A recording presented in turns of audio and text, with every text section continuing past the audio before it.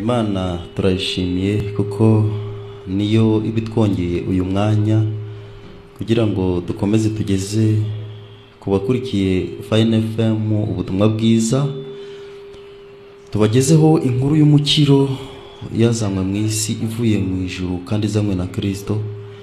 Hanyuma tumaze kuyimenya natwe tugahabwa umurimo wo kuyamamaza. Dushimiye Imana rero iduhaye kano kanya kubera ko uyu mwanya ni mwiza cyane. Ni umwanya umuntu wagira amahirwe agakurikira iki kiganiro atuje, akagikurikira nta bindi bimurangaje, akigomwa isaha imwe ashobora guhita ahura na tombora atigeze abona mu buzima bwe, tombora yo gukira urupfu rw'iteka, akaba umuragwa w'ijuru, akaba umuziranenge ku Mana, ibintu abantu batanazi ko bibaho. Abantu ntibazi ko umuntu yaba intungane, ariko nanone bakaba banashaka kuzaba mu ijuru, kandi bidashoboka ko umuntu utari intungane nanone ataba mu ijuru ry'Imana. Mu ijuru ntihazagera ibyaha, rero nicyo gituma huzuye amahoro, ariko n'abazarijyamo nabo nabera, nabaziranenge, ni intungane, n'abatagatifu, n'abanyamahirwe, n'abantu bamenye ubutumwa bwiza bakabwizera, hanyuma bakava mu rupfu bakajya mu bugingo, bagahindurwa abana b'Imana by'iteka ryose. Turakomeza kuganira rero dufatanyije na mwene data turi kumwe. Njyewe nitwa Sanzira David, hanyuma muvandimwe nawe arabibwira, hanyuma dukomeze. Murakoze cyane muvandimwe. Nanjye ndi Nzayino/Frederick. Nshimiye Imana cyane yongeye kuduha ubu buryo bwo gusangira n'abadukurikira mu kiganiro Ijuru ntirikorerwa, ijambo ry'ubutumwa bwiza. Mwari muvuze ikintu gikomeye, muvuga ko ubutumwa bwiza nyine buruhura umutima w'umuntu ariko bukanamuhesha kujya mu ijuru, akabana n'Imana ubuziraherezo.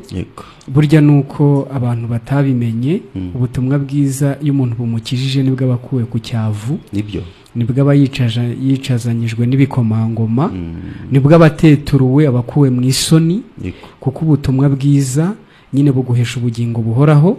Kandi ubugingo buhoraho bukubiyemo ibintu byose umuntu yifuza aho biva bikagera. Niyo mpamvu Yesu yavuze ngo waguha ibyo mu isi byose, yarangiza akakwima ubugingo, ngo mbese byakumarira iki? Dore ko ibyo mu isi byitera amababa bikaguruka. Umuntu yaba bifite none ejo bikagenda, ariko umuntu yaba atanabifite uyu munsi ejo akabigira. Ubwo rero nejejwe n'Imana mu mutima wanjye, ariko ntekereza ko nananezeranwe n'abadukurikiye muvandimwe mu kiganiro Ijuru ntirikorerwa. Navuga ngo dusuhuje inshuti zacu zose aho ziri mu Rwanda zidukurikiye muri aka kanya. Turabasuhuje, tubahaye ikaze mu kiganiro. Ikiganiro ni icyacu twese, namwe mugifitemo uruhare. Ahubwo banararike bibutsa abantu, babibutse wabibutse gushyira ku murongo kuri 93 n'igice kimwe. Nibyo rwose. Bagifitemo uruhare rwo kuduha ibitekerezo byabo, bakatubwira nyine uko nabo bafite ibintu. Ufite ikibazo rwose ni byiza, ufite n'icyanenga nawe burya turamwemera cyane. Ubwo rero mwiyumve mwikaze inshuti zacu, ariko ntabwo nabura no gusuhuza bene data aho bari hose. Abera bose turabasuhuje. Muri uyu mujyi wa Kigali aho muri mwese abera turabasuhuje, bakomeze banezerwe. Ndetse no mu Rwanda hose barahari, no ku isi yose hari abera, n'abazatwumva bari hanze y'igihugu cy'u Rwanda, mwese turabasuhuje. Tugira tuti bavandimwe, nimuze dukomeze kwishimira uburyo Imana yadukuyeho urubanza muri Kristo Yesu. Niko mu Bakolosayi igice cya mbere ku murongo wa 22 havuga ngo namwe bari baratandukanyijwe n'Imana kera, Imana yiyingishije namwe urupfu rw'umubiri we, ngo kugira ngo ibashyire imbere yayo muri abera, muri n'abaziranenge mutagawa. Ubwo rero mwese bene data, mukomeze mugubwe neza, kandi nyine tukomeza kwishimira ko nyine muba muri no kudusabira kugira ngo tujye tuvuga dushize amanga, kugira ngo izina ry'Imana data rihabwe icyubahiro. Imana ishimwe cyane. Amen. Freddy, karame, twakomeje kuvuga ngo ubutumwa bwiza. Yego, ubutumwa bwiza, kandi hari n'abandi bajya bavuga ko bavuga ubutumwa bwiza n'ibyo. Nyamara ariko wari uvuze uri kuvuga ko ubwo butumwa bwiza tuvuga bushobora guhesha umuntu kuba intungane, ngo wera umuziranenge utagawa mu maso y'Imana. Nibyo rwose. None se ubwo ubutumwa bwiza nanone ko buvugwa cyane bukavugwa henshi, ese mama ubwo turi kuvuga ni nabwo busanzwe buvugwa n'ahandi hose cyangwa bufite umwihariko? Birasaba ko abantu uyu munsi baza kuvangura ubutumwa bwiza bukiza urupfu rw'iteka bukageza umuntu ku butungane, n'ubundi butumwa nabwo bita bwiza, ndetse bakamenya n'inkomoko yabwo. Umuntu yumva akabwumva kuva akiri muto akarinda asaza ataraba intungane. Nibyo. Nyine mwene data, ubundi ubutumwa bwiza buri ukwishi. Nk'ubu mpaye amafaranga ukambwira ati Fred njyanira mu rugo, nabwo bwaba ari ubutumwa kandi bwiza. Burya nabwo ni ubutumwa. Umuntu ushobora kwigisha abandi akabakuraho amafaranga akayubakamwo inzu cyangwa akayakemuriza ibindi bibazo afite, burya nabwo ni ubutumwa kandi mu buryo bwe bwiza. Noneho hakaba hari ubutumwa bwiza butari ubw'umuntu ku giti cye cyangwa itsinda cyangwa ishyirahamwe ry'abantu runaka, bukaba ari ubutumwa bwiza bwahishuwe na Yesu Kristo, bukiza umuntu urupfu rw'iteka, bukamuhesha ubugingo budashira. Reka mvuge ngo iki ibintu byose abantu baba barumvise hatitawe ku babivuze, ubuhanga n'ubwenge byavuganywe, ingororamvugo n'ibindi, nyine butabasha kugira umuntu intungane mu maso y'Imana, ndetse n'uwo muntu mu mutima we akumva ariyo, ubwo ntabwo ari ubutumwa bwiza, ahubwo ni inkuru mbi. Ni inkuru mbi, dore ko inkuru nziza nyine iruhura umutima w'umuntu yumvise. Niyo mpamvu mwene data nyine nicyo kitubesheje kuri izi mikoro za Fine FM, kugira ngo nyine dusangize abantu iryo jambo ry'ubutumwa bwiza rikuraho umuntu urubanza akaba intungane imbere y'Imana. Imana ishimwe. Turakoresha rero amagambo n'ubundi dusoma mu byanditswe byera, mu ivanjiri yanditswe na Matayo, igice cya 28, turasoma imirongo 2, wa 6 n'uwa 7, hanyuma twegere hepfo nanone dusome iyindi 3, wa 11, wa 12 n'uwa 13. Yego. Twihutisha rero ngiye mfite Bibiliya ntagatifu hano. Yego. Mu ivanjiri nk'uko yanditswe na Matayo umutwe wa 28 ku murongo wa 6, bavuze ngo ntari hano yazutse, nk'uko yari yabivuze, nimuze mwirebere aho yarari, nimuze mwirebere aho yararambitse. None rero nimugende mwihuta mubwire abigishwa be ko yazutse, kandi ko agiye kubatanga mu Galilaya, niho muzamubonera. Ngibyo ibyo nari mfite kubabwira. Murongo wa 11. Abagore bakiri mu nzira, bamwe mu bazamu baza mu murwa kumenyesha abatware babahereza bitambo ibyari byabaye byose. 12. Nibwo bateraniye hamwe n'abakuru b'umuryango, nuko bajya inama, baha abo basirikare amafaranga menshi, babihanangiriza bati, muvuge ko abigishwa be baje nijoro bakiba umurambo we musinziriye. reka nanjye nsome muri Bibiliya yera. Ntari hano kuko yazutse nk'uko yavuze, nimuze murebe aho umwami yari aryamye. Nimugende vuba mubwire abigishwa be yuko yazutse, kandi azababanziriza kujya i Galilaya, iyo niho muzamubonera, dore ndabibabwiye. 11. Bakigenda bamwe muri ba barinzi bajya mu murwa babwira abatambyi bakuru ibyabaye byose. Bateranira hamwe n'abakuru bajya inama, bagurira babasirikare ifeza nyinshi, bati mujye muvuga muti abigishwa be baje ninjoro dusinziriye baramwiba.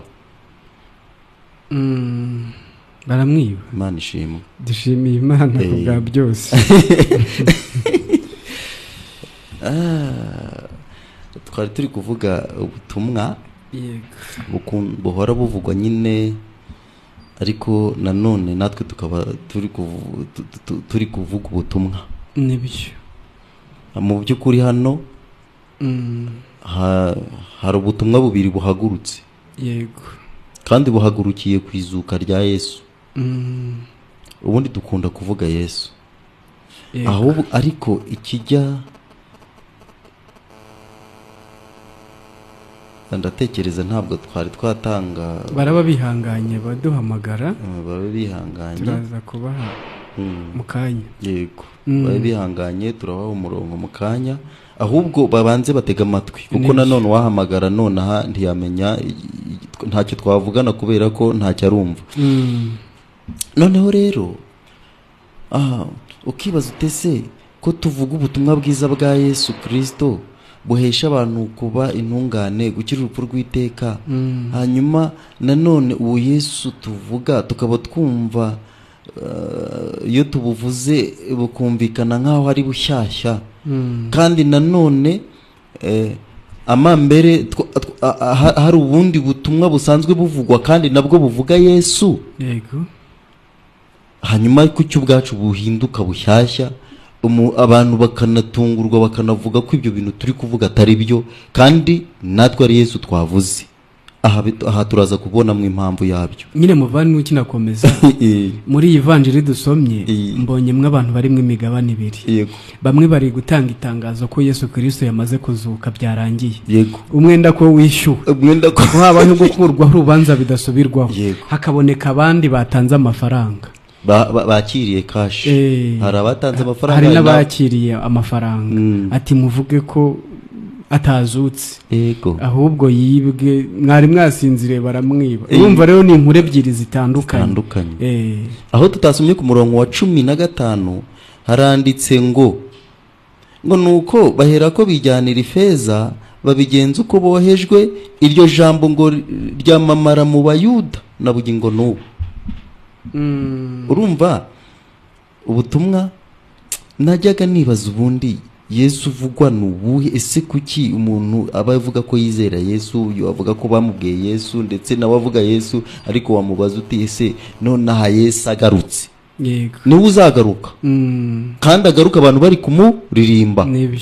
None aha Yesu agarutse aho mwajyana.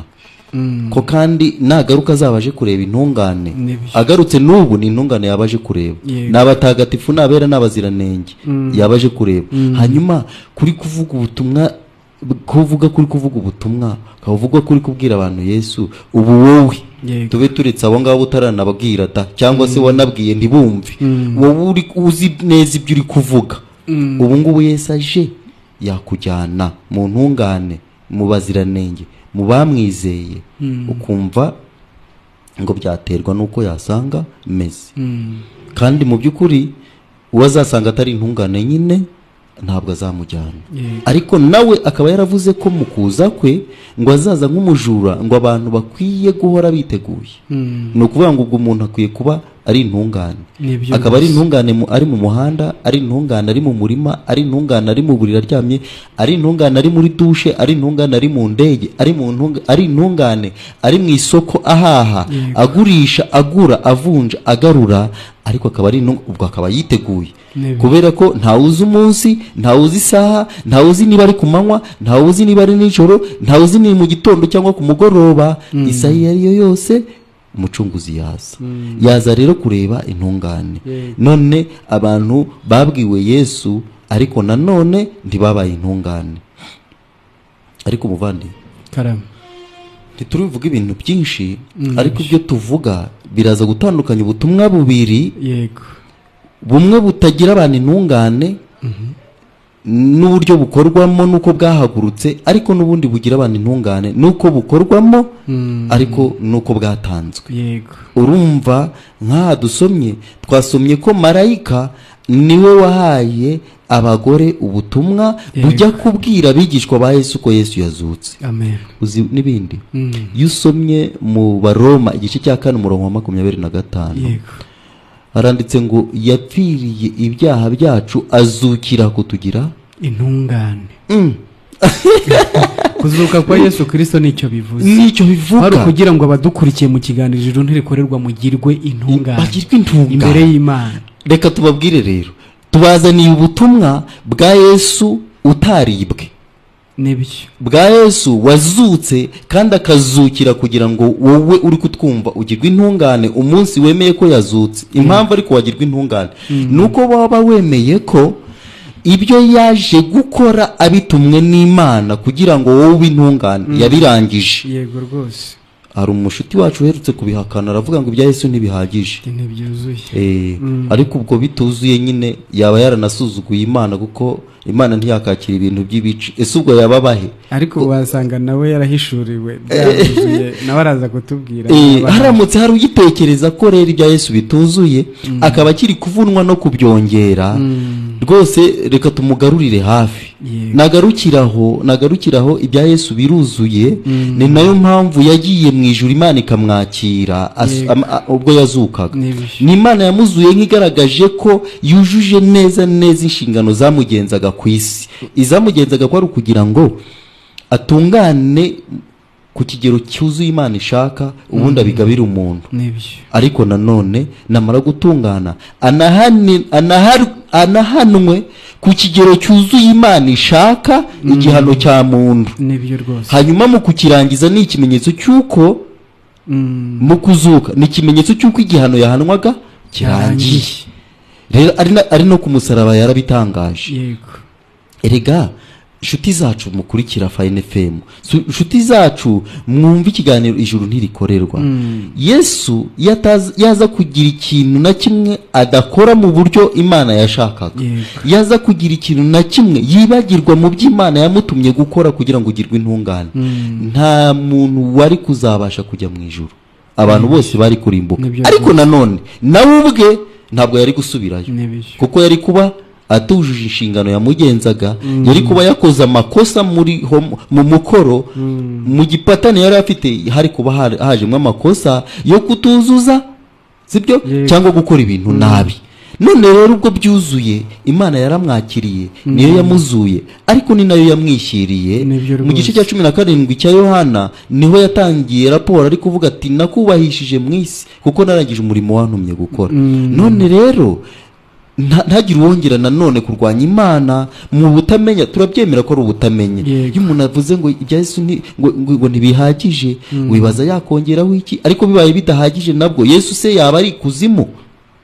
Ntabwo yaba yarazutse. Niyo mpamvu rero tubazaniye ubutumwa bwiza, ariko bukaba butandukanye n'ubundi mwumvishe. Nubwo wumvaga buvuga Yesu, wagira ngo Yesu turi kuvuga niwe wumvishe. Oya, turi kuvuga Yesu wazutse, ntabwo turi kuvuga Yesu wibwe. Nibyo rwose muvandimwe, tugutangariza ngo yarazutse kuko yararangije umukoro wo kukugira intungane. Nawe byizere wumve ko utaba intungane mu mutima. Nutabyizera uraguma kuri Yesu utarazutse, kandi ayo makuru nawe urabizi ko ari ikinyoma. Niyo mpamvu umukurikira cyakora ukabuzi ngo agukorera ibi n'ibi, aguha ubukwe, aguha imodoka, aguha ifaranga, aguha urubyaro, aguha umugabo, aguha imyambaro, aguha ibi, ariko ukumva ntabwo yakugize intungane. Uriya murongo cyane wo mu Baroma niwo ushimangira nyine mu mutima wawe yuko Yesu wumvishe atari Yesu w'ukuri. Mu by'ukuri intumwa zakugezeho ntabwo ari intumwa zatumwe na marayika, ni intumwa zatumwe n'abakuru b'urusengero, abatambyi n'abakuru. Nubwo butumwa batanga, yego nubwo butumwa batanga ari bo ubwabo nubwo batanga, ariko n'uwo batumye nicyo bamutuma. Cyakora harimo akantu, nubwo butumwa harimo ifaranga rirahari. Amakuru avuga ko Yesu atazutse akungahaje abantu mu isi byo bukomeye, abahaye ku ifaranga. Ifeza ni nyinshi, ushaka ifeza rero ubwo butumwa nawe ntiyabusiga, arabusimbukana akabwamamaza.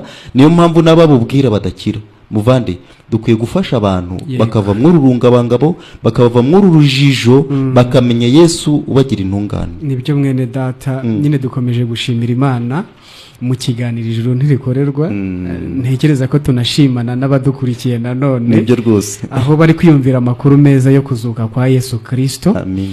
Ariko numvaga mw'ikindi hano nyine impamvu Yesu yagombaga gupfa ariko kanazuka. Abadukurikiye mu kiganiro Ijuru ntirikorerwa bakwiye kuyisobanukirwa neza ko ari impamvu zacu. Ni impamvu z'uburyo twigometse ku Mana, tukitandukanya nayo, tukabibicibwa imbere yayo.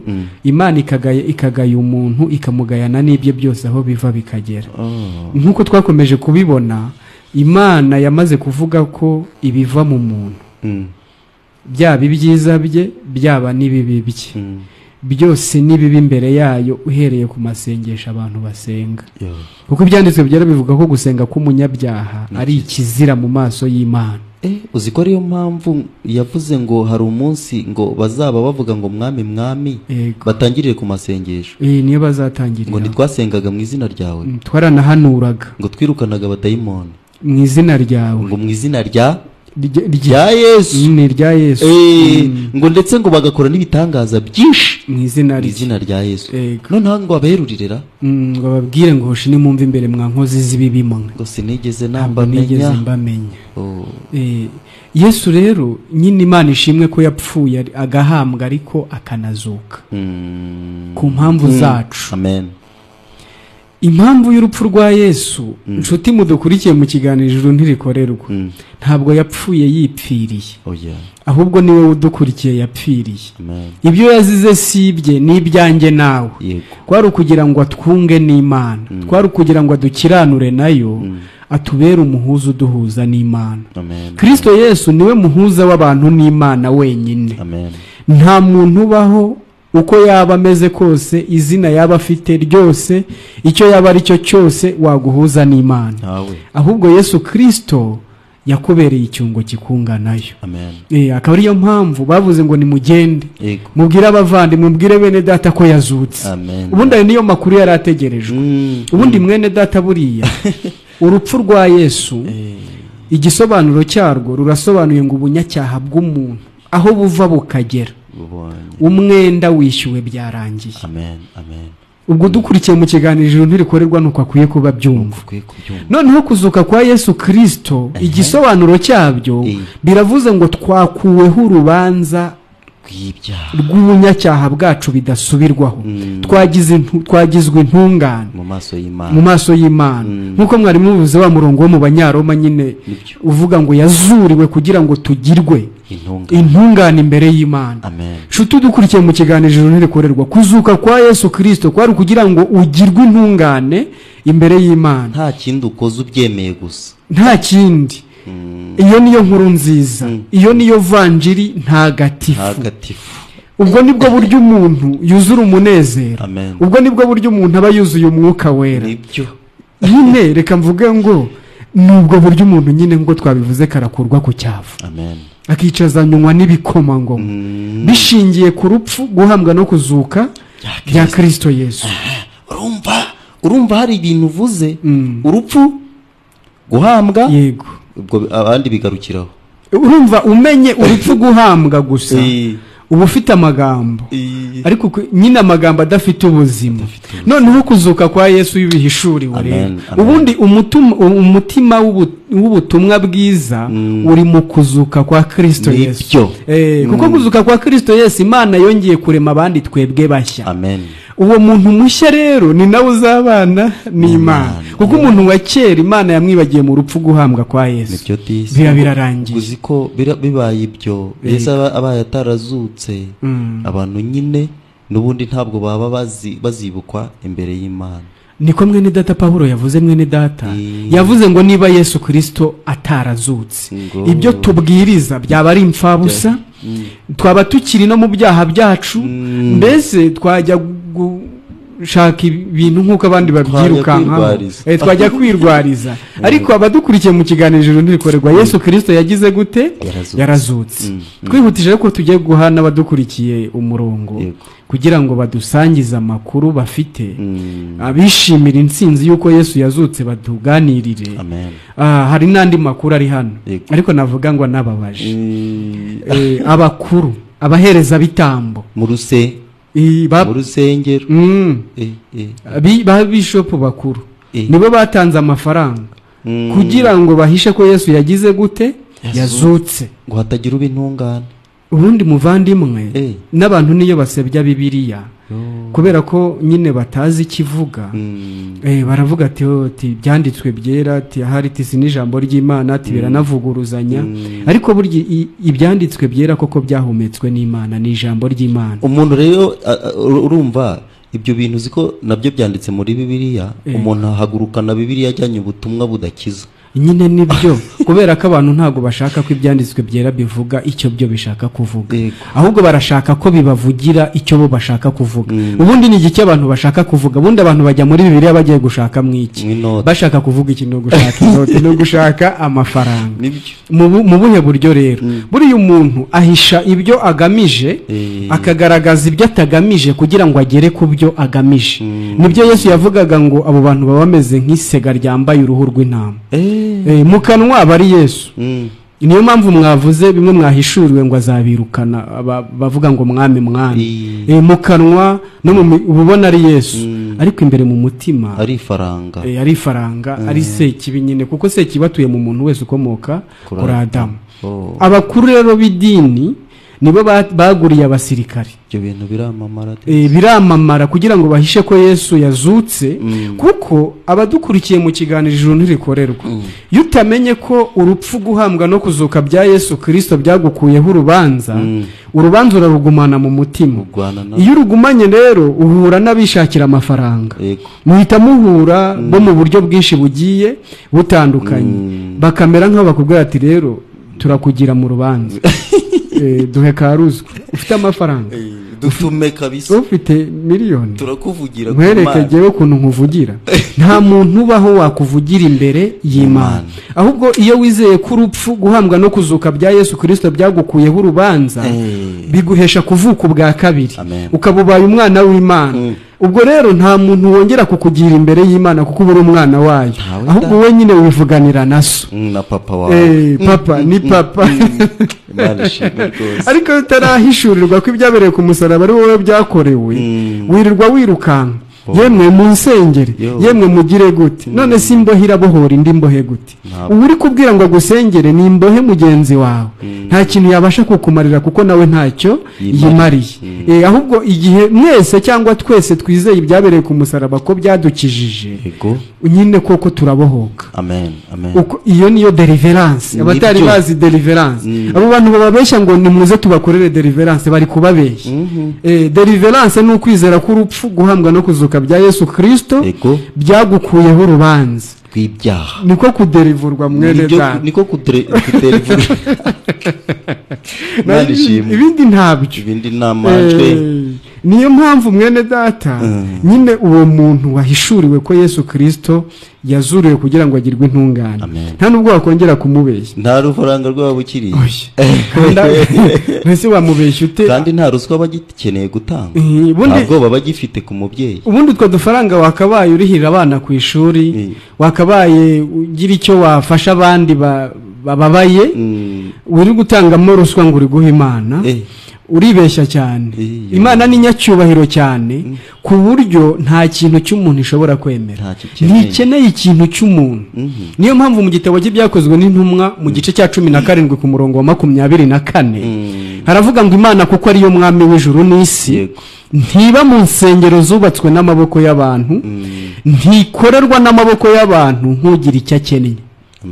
Imana yarahakanye imirimo y'umuntu yose ahiva ikagera, ariko irishoboye irihagije pe. Nibyo mwene data, ubwo turi kubwira abantu badukurikiye mu kiganiro Ijuru ntirikorerwa ngo Imana ntibishoboka ko yakemera umuntu bishingiye ku bikorwa bye, cyakora ibikorwa byawe byaguhisha kwemerwa mu bantu nkawe, ariko imbere y'Imana n'umwanda utahahinguka.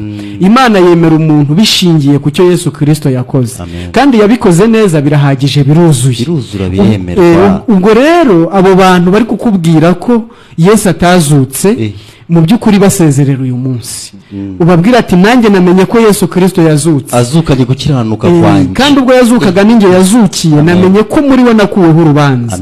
Ibyo bintu byo kumeza mu bihuru ngo ndi mu butayu, ibyo bintu byo kumeza mu mwobo mu ntare, ibyo bibuye byazakugwaho waba uzize iki? Bajya bagwamo se? Bagwamo. Ari amazi bajya bayagwamo. Hari n'ubwo twahuye atari guhumeka, ndamubaza ntise biti, arambwira ati mvuye ibyumba, ati yari yafunganye, ambwira ko yaraye mu mazi. Mwavuye mu mazi muveyo, kuki murara mu mazi mugafungana ugasanga n'umwuka wenda guhera ngo muri gusenga? Imana ntishobora kwemera amasengesho yawe. Imana yemerera umuntu mu byo Yesu yakoze byonyine. Ubwo rero mwene data, niyo mpamvu Yesu yabaye igisubizo cy'ibibazo byose aho biva bikagera, kuko ubwiyunge nyine bwarabaye birarangira. Ubwo rero abadukurikiye mu kiganiro Ijuru ntirikorerwa, ni muruhuke, ibintu byararangiye Karuvari ku musaraba. Niyo mpamvu nyine mu Baheburayo umutwe wa 4 cyangwa igice cya 4 ku murongo wa 10 haravuga ngo winjiye mu buruhukiro bwayo abaruhutse imirimo ye yose nk'uko Imana nayo yaruhutse yayo imaze kurema. Imana ntiruha ngo iruhuke mwene data, ahubwo Imana iri kuvuga ngo yararuhutse, ibiri kuvuga ngo ibyo yakoreye mwene muntu muri Yesu Kristo biruzuye, birahagije, nta cyongerwaho nta n'ikigabanywaho. Ubyemeye agirwa intungane imbere y'Imana, agahabwa ubugingo buhoraho. Amen. Imana ishimwe. Reka dutanga umurongo abatwunganira, abafite ibyo babaza, yewe n'uwumva atari kubyumva, n'utabyemera turamushaka akomeza tubwire ukuntu Yesu atabirangije, ariko nanone hari igihe haza kuvamo guhishurirwa. Ni 0790 yego 55 55 00 subiramo 0790 55 55 00. Nibyo. Abadukurikiye mu kiganiro Ijuru ntirikorerwa ni ikaze, ni muduhamagare nyine mutubwire ukuntu mwishimiye ko Yesu Kristo yazutse, ariko ari mwebwe azukiye. Kumva yaje Fine FM. Alo, bufunze radio niyo tubasha kumvikana. Yego, abifungiye rimwe. Ntacyo, nibaduhamagare batubwire nyine uburyo banejejwe n'intsinzi y'Ikaruvari.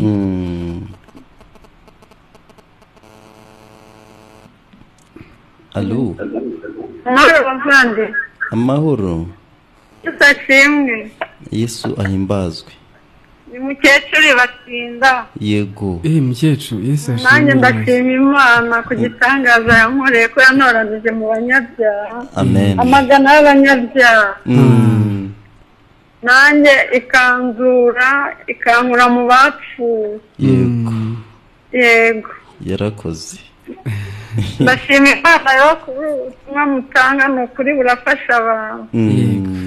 Hari umuvandimwe turi kumwe bashaka kubasuhuza, nawe uri mu kubumva. Yego, nawe natuvugisha. Alo. Yitwa Florence. Yego. Nanjye numvise buno ubutumwa bwanyu, numva ndanezerewe cyane. Nezerwa. Numva ndizeye, numva ndabohotse. Mbese sinzi icyo navuga. Flora, Salama. warabohotse ari ukwizera gusa? Uratuzi? Uratuzi byibura? Kwizera? Ndi kuvuga nari ndi kuvuga ko tutigeze tunabonana. Warizeye gusa uhita wumva urabohotse mu mutima? Njyewe natangiye kumva buno ubutumwa bwanyu kuri radio. Nibwo natangiye kubwumva. Ubwo buhamya buba bukenewe Flora, butange. Butange tubwira uburyo wumva warabohotse rwose. Uzi ukuntu nabohotse? Nabohotse ko numvise ko Yesu ari njye yaje mu isi aje gupfira. Yego. Yazize ibyaha byanjye. Njyewe ubwanjye nta kintu na kimwe nakwishoboza. Byose niwe wabishoboye. Yego. Icyo cyonyine numva ko mu mutima wanjye nta rubanza rukibamo. Urubanza rwo kuvuga ngo ndajya mu butayu. Ibyo byose nta bikimbamo. Ubu Yesu aje wahita utaha amahoro ibudapfa mu ijuru. Ubu Yesu aje kureba intungane twahita dutahana. Nuko njye numva twajyana. Imana ishimwe. Nuko rero umuntu abintungane nta kintu akoze. Nibyo. Florence aradusuhuriza abera bibatsinda.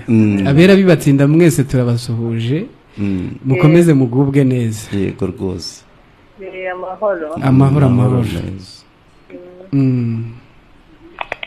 Urumva ko yamenye impamvu y'urupfu rwa Yesu Florence. Ni ibintu nyine by'agaciro gakomeye cyane.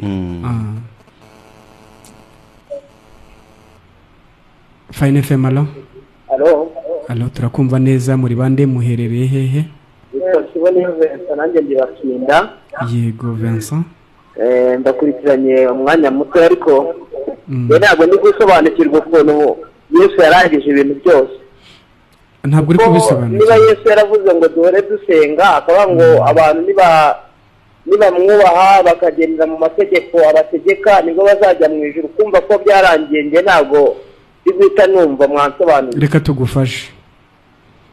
Alo? Uri kumva? Alo? Turi kukumva neza cyane.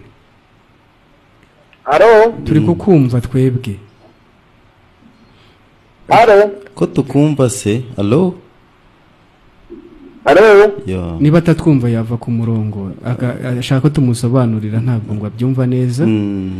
Nuko ngo ariko nibwo yaragiye. Turi kukumva neza. Ifunguro radio. Turi kukumva twebwe. Alo?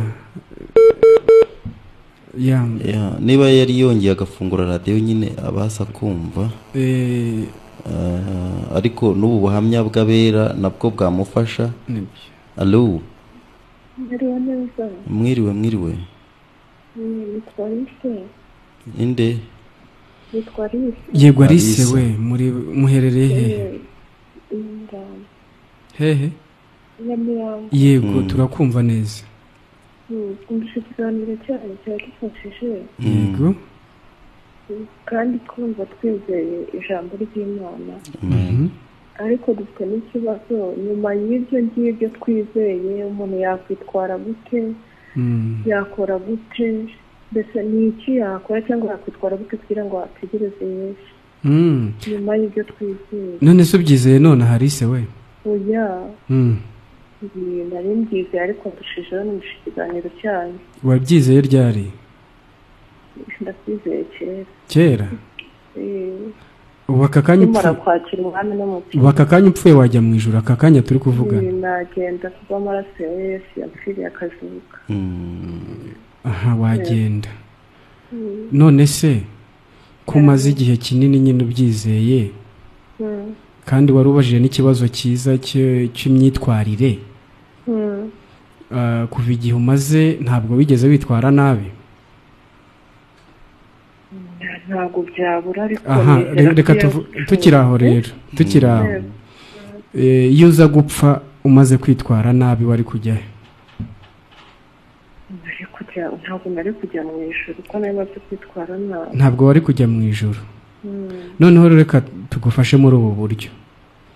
Ubwo butumwa wizeye ntabwo ari ubutumwa bw'ukuri. kuko iyo umuntu yizeye ko urupfu, guhambwa no kuzuka bya Yesu Kristo byamukuyeho urubanza abavutse bwa kabiri. Kuvuka biba rimwe, ntabwo bisubirwamo. Ahubwo kwizera, wakizera ubu turi kuvugana. Kuko ikimenyetso simusiga cy'uko burya ibintu wizeye bitaguhesheje kuvuka ubwa kabiri, nuko wumva no kurimbuka byabaho. Ubundi ikintu Yesu gukiza kurimbuka. Yego. Ngo kugira ngo umwizera wese atagira gute? Atarimbuka. None wowe ugaragaye uvuga ko mu gihe witwaye nabi bishoboka ko warimbuka, urumva ko ntabwo wari warigeze ukira kurimbuka, ahubwo kira kurimbuka ubu turi kuvugana. Ngo ahubwo ahabwa ubugingo buhoraho. N'ubugingo buhoraho aguha, kandi ubuhabwa ako kanya, ntabwo buzabuhabwa.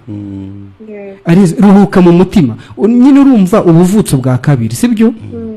Noneho nk'umwana nyine w'Imana ubu byawe nayo, Imana n'ubundi kuko ari umubyeyi wawe itangira kugutoza imico yayo.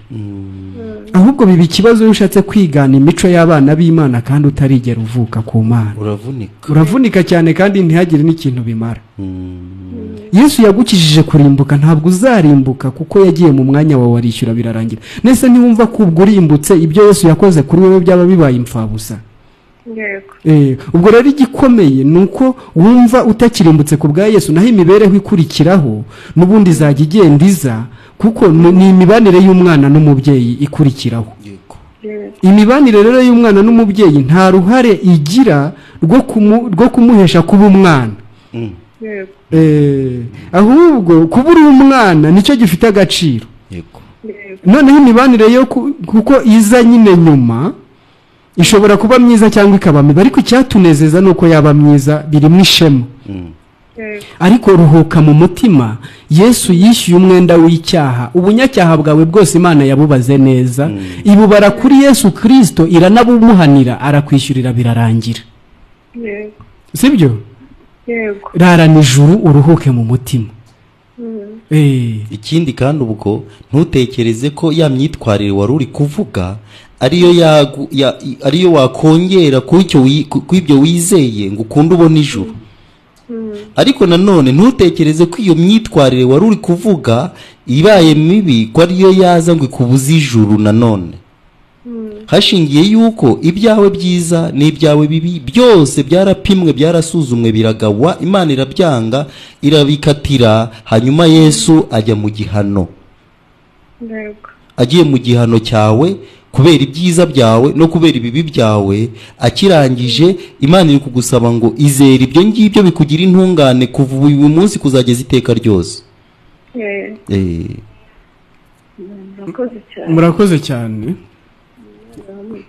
Yego murakoze. Nyine mwene data, nibyo mwavugaga, birakwiye ko abantu babohoka, abantu bagakira mu mutima nyine kubw'urupfu, guhambwa no kuzuka bya Yesu Kristo, ibintu bikavanguka. Nibyo. Allo. Yego, uri ndoherereye he? Nerereye muri Gisagara. Yego, ni izina? Ndi kubumva aho. Ntabwo uri kutwumva? Izina ninde? Niwe twakubaza ngo witwa nde?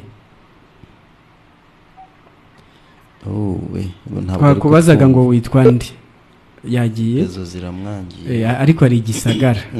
Arakomeza gukurikira, nabona uburyo arongera duhamagare, dukomeze nyine turyoherwe nuko Yesu yapfuye, agahambwa ariko akanazuka. Imana ishimwe. Icyo cya gatatu. Twakire n'uyu. Fine FM. Allo, turakumva neza. Sibo niyo Vincent warugarutse. Gabanya radio. Nibyo koko Yesu yaraduciye ku musaraba. Yego. Kandi afite ibyo yarangije. Ariko njyari cyo ngira ngo munsobanurire. Yesu niba avuga ko hari igihe azerurira abantu ku munsi, azerurira abantu akabati, nubwo mwari abahanuzi mukaba mwarakora ku murimo w'Imana mubwiriza, ariko sinigeze kubamenya. Ni kimwe, irindi jambo ry'Imana rikavuga ko Yesu yaravuze ngo nkunda abankunda, ariko abanshakana umwete nibo bazambona. Kuki ijuru ridakorerwa? Nicyo ndi kwibaza. Murakoze cyane. ari kwibaza ngo ku cy'ijuru ridakorerwa ni ikibazo cyiza cyane ariko anisubiza n'ubundi ubundi abantu Yesu azabwira ngo hoshi nimumve imbere titwigishije mu izina ryawe duhanura mu izina ryawe dukora byose mu izina ryawe nabo bantu bashaka kujya mu ijuru barikoreye none se sibyo impamvu yo kubivuga ahubwo nibanze kandi babivuga mu izina rya Yesu ibyo bazabiburanisha nk'ibyo bakwiriye guhemberwa ijuru bazabagiye kwishyuza Imana ko bakoreye ijuru. Twamufashisha rero umurongo uri mu Barome bice 4 ku murongo wa 4 aravuga ngo umuntu wese ukora ibyo akora ntibimuhanira no guherwa ubuntu byahawe yego ahubwo wabyita ubwishyu ikibazo kizabaho nuko abantu bazajya kwishyuza imbere y'Imana kandi irumva Imana nta kintu yagura n'umuntu ngo ahubwo ngo udakora akizera utsindishiriza abanyabyaha kwizera ko kumuhanira no kuba umukiranutsi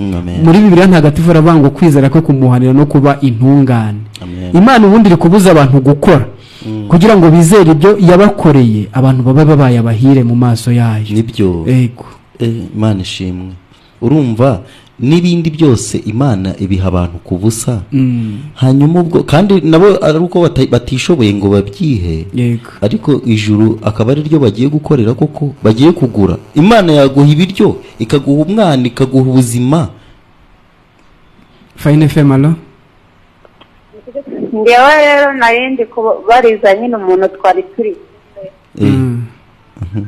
narisa nyine twarimo nyine twigana iki cyigisho ariko akumva nyine ukuntu umuntu yaba intungane akumva ntibishoboka ubwo rero nyine nkamubwira ati Yesu rero yatugize intungane none se ntumwizera akavuga ati twese turamwizera ariko ntabwo twajya kwigira intungane kandi tutari ntimwigire intungane birabujijwe n'icyaha gihanwa n'amategeko kwigira intungane kirazira yarambwiye ngo mbavugishe nyine ngo mumusobanurire ngo ukuntu ngo umuntu abe intungane ngo kandi atariyo umuntu aba intungane ari uko yemeye ko ibyo Kristo yabazwaga ari byo wowe wabazwaga nibyo byatuma uba intungane kandi ukemera ko yabyishyuye byose sibyo Alisa Allo Alisa hari ntari kutwumva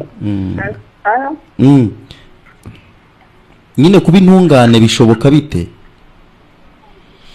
mu magambo make mwene data twamufashisha wa murongo uri mu rwa 2 Korinto ibice 5 ku murongo wa 21 haravuga ngo Kristo ntabwo yigeze amenya icyaha ahubwo Imana yamubazaho ibyaha bya muntu ngo kugira ngo natwe muri we duhinduke intungane imbere y'Imana tubarweho ubutungane bw'Imana urumva Yesu Kristo yahindutse icyaha ku bwacu wowe udukurikiye mu kiganiro Ijuru Yesu Kristo yahindutse icyaha ku bwawe kandi nta cyaha yigeze akora kwari kugira ngo nawe kubwe uhinduke intungane imbere y'Imana nawe ntacyo gutungana wigeze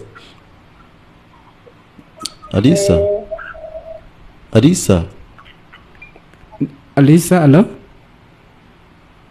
yagiye nibaza ko nyine tuba tunafitiye icyizere umwuka wera ko abasha guhishurira bumva ubutumwa bwiza nyine ibyo Yesu yakoze iyo eshanje iyo ngurane y'ikaruvari ku musaraba umuntu akayakira kuko nyine umuntu koko yigize intungane nka ubwe yagawa kuko siyo mpamvu sazaberurira nyine abazaba bari kwigira intungane kuko nubundi kwigira no kwikoramo no kwishakamo rero bazaba barasenze kandi ari bo babe barahanuye kandi ari bo hanyuma berurire ababwira ati sinigeze mbamenya nimumva imbere mwangozi z'ibibimo ubwo bazaba bumva bari kugirwa intungane n'ibyo bakoze mu gihe Imana noneho yo yagaragaje uburyo igira abantu intungane imirimo itegetswe n'amategeko itabigizemo uruhare ibahindura intungane kubwo kwizera igitambo kimwe kizima cyera Imana yabonye aricyo cya Yesu Kristo ku mpamvu z'ibyaha by'abantu hanyuma icyo gitambo kigasibanga kigakuraho kigahanagura kigakura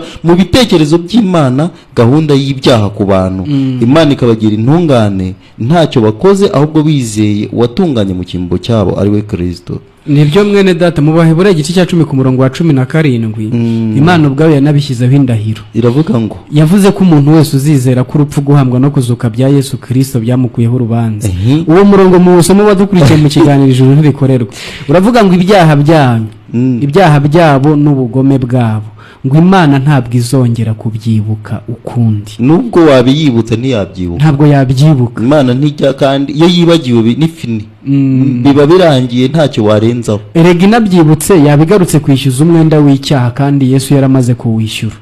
Na niyo mpamvu iyo umuntu amenye ko yakuweho urubanza biciye mu rupfu, guhambwa no kuzuka bya Yesu Kristo, abadukurikiye mu kiganiro Ijuru ntirikorerwa ntimukavunike, ni nabyo bihindura imibereho yawe. Icyo Narisa yabazaga, kubera ko abantu bihutira ku mibereho ntibamenye ko imibereho ibanzirizwa no kubaho, nibyo rwose, ibanzirizwa n'ubuzima, hanyuma ubuzima akaba ari bwo butanga. None se ubundi umuntu utaravuka yagenda? Ntabwo bishoboka. Yavuga se? Ntabwo bishoboka. Yakituma se? Oya. Yagaruka, yakambara, yakoga, yagira ate? Nta mibereho ihari, ubuzima butaraboneka. Icyangombwa ni ukuvuka. Icyangombwa ni ukuvuka, kandi umuntu avuka ku Mana ari uko yizeye iby'umucunguzi yakoze ko bihagije 100%, bikakugira intungane nta na kimwe ukoze. Ahari twabibutsa nimero mu minota isigaye, dusigaranye iminota 7. Uwaba yacikanywe atayumvishe neza, kwa n'igihe aba twazivuza akazandika nabi zikamucika. 07 905 inshuro enye 02 07 905 inshuro enye 02, mukagumya mugasangira natwe ikiganiro ndetse n'abandi batwumva. Nibyo rwose. Urumva nyine ni ugukomeza no gushimira cyane ababa bafashe umwanya wabo bakadukurikira. Yego, ni iby'agaciro, ni iby'agaciro. Umwanya wanyu turabashimira Imana cyane. Turakwakiriye. Yego, mwiriwe neza. Nitwa Biwa Ikimanweri. Ndagira ngo abantu bamenye yuko gukiranuka kose k'umuntu imbere y'Imana ari ubushwambagara. Wabimenye? Nibyo rwose. Ntako rwose, ntibagira abantu bihandisha imibabaro, bizera ubuntu bw'uwaducunguye nta kindi. Murakoze. Murakoze cyane. Akivuga ku buntu nyine, ubundi ubuntu bivuze guhabwa ikintu cy'agaciro gahambaye utari ugikwiriye, kandi ukagihabwa utacyishyuye. Yego. Fine femalo. Fine femalo yagiye. Ni uguhabwa icy'agaciro gahambaye utari ugikwiriye, kugira ngo ubuntu buboneke. Imana ubwayo niyo yatanze ikiguzi, nuko yamennye amaraso ya Yesu Kristo ku bwacu. Amaraso ya Yesu rero niyo mpongano y'ububi bwa muntu bwose aho buva bukagera. Nyine abantu nibaruhuke mwene data, nibaruhuke, nibizere, baruhuke, babona amahoro. Fine femalo.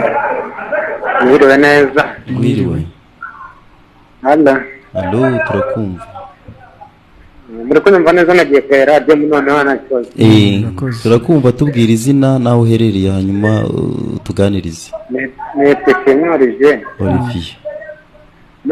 Nagiye mbumva guhera kare, ariko ndi kwibaza umuntu akoze icyaha nta kibazo noneho. Oya, ni wowe tubaza, ahubwo twari turi kugira ngo tubwire urwunguko wakuye mu kiganiro. Turi kugira abantu igesha umuntu kujya mu ijuru.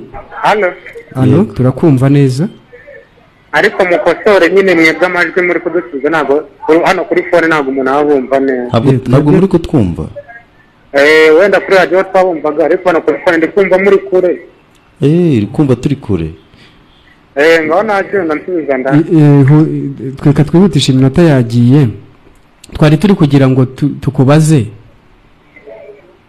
Allo? Inshuti yacu yagiye. Olivier nyine agiye abajije gusa ngo umuntu akoze icyaha.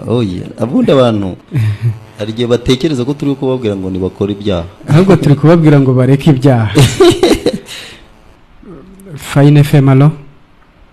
Wa mugani nyine ntituri ko nabumva neza, ariko rero yewe ikintu nyine babazaga nuko hari aho mwavuze ngo imbohe ngo ntabwo ibohora iyindi mbohe. None uwabohowe ntiyabohora uboshye. Ni ikibazo cyiza cyane. Yari biturutse nyine ko mwavuze ngo amasengesho y'umunyabyaha ni ikizira. Niko ibyanditswe byera bivuga. Niko ibyanditswe byera bivuga, amasengesho y'umunyabyaha ni ikizira. Umuntu arekera kuba umunyabyaha iyo yizeye ko urupfu, guhambwa no kuzuka bya Yesu Kristo byamukuyeho urubanza. Uwo muntu nyine abagizwe umwere imbere y'Imana. ntabwo turi kumva. ya inshuti zacu ahari wenda birakomeza no kunoga ariko tunerekeza ku musozo. Inshuti yacu yaravuze ati iby'icyaha, yego, ariko nyine umuntu nyine iwe yumva icyaha igihe cyose, ariko icyo turi kubwira abantu ni uko ibyabereye ku musaraba nyine bikuraho umuntu urubanza rw'ibyaha, yego, akagirwa umwere. Ubwo n'imigendere yagenda nk'umwere nyine, kuko iby'icyaha cyo ubunyacyaha bwo rwose umuntu ukomoka kuri Adamu nk'uko bakomeje kubyumva, we ubwe niwe cyaha, n'ibyo akora byose ni ibyaha, kabone nubwo yaba ahaye umuntu ku mazi yo kunywa. niyo mpamvu Yesu apfa atapfiriye ibyitwa ibyiza, ibyitwa ibibi byawe gusa, n'ibyitwa ibyiza byawe yarabipfiriye kuko nabyo birazira imbere y'Imana. yishyizeho ububi bwa muntu, ibyiza by'umuntu n'ibibi by'umuntu n'ivuko rye ryo kwa Adamu, ibyo yabyishyizeho bimuhindura icyaha, nta cyaha yigeze akora, kugira ngo natwe imbere y'Imana duhinduke intungane, natwe ntacyo gutungana twigeze. iyo utizeye icyo ngicyo urakukuza ukarinda upfa nta butungane ubonye. Nibyo mwene data rero, kubera ko dusigaranye iminota 2, twashimira abadukurikiye mu kiganiro Ijuru ntirikorerwa. Turabashimiye cyane, tubashimiye Imana cyane uwo mwanya wanyu muba mwatanze kugira ngo tubane muri iki gihe cy'isaha imwe. Navuga ngo mwakomeza kudukurikirana no ku mbuga zitandukanye, nko kuri YouTube dufite chaîne yitwa Ijuru ntirikorerwa TV, aho mwakomeza kudukurikira. Hariyo bene data mugakomeza kubumva mukiyumvira ijambo ry'ubutumwa bwiza, na Facebook page Ijuru ntirikorerwa TV, aho hose naho muradusangayo kugira ngo dukomeze gusangira ijambo ry'ubutumwa bwiza. Yego, ubwo ariko dufite na groupe ya WhatsApp, yego, nabwo kandi turabahana nimero, dukomeze kuganira no mu gikari. Reka ntangire mbagere nimero 0783 464 yego, basubiriremo 0783 464 2. nanjye ni 0788 54 15 02 0788 54 1502. Ushimiye Imana muri byose. Yego rwose, mwese mukomeze kugubwa neza. Yego.